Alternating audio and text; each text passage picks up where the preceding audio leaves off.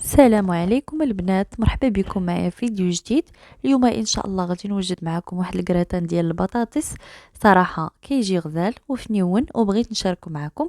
هنايا عندي بطاطا صغيره ديال السليق، سلقتها و قشرتها. هانتوما كتشوفوا عندي كميه تبارك الله كتيره شويه. غادي نمعزها ان شاء الله وغادي نشارك معكم لاصوص اللي غادي ندير معاها. هنايا عندي بصله، عندي تومه، عندي قزبور ومعدنوس، عندي تحميره، سكينجبير، كمون، ابزار، والملحه، وعندي هنايا الزعتر. هادو هما المكونات اللي غادي ندير. غنزيد معاهم زويته بلديه، وكذلك زيت المائده، وغادي ندير المكونات ديالي يتشحروا.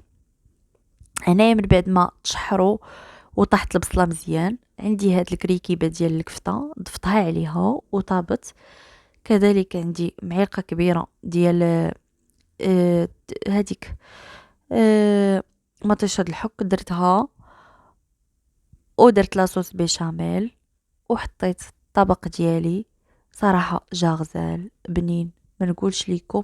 عاودته الغد لي حيت ما شبعتش منه، واخا تبارك الله راه كان كتير. هانتوما كتشوفوا على الشكل كي داير، كذلك مذاق ولا اروع.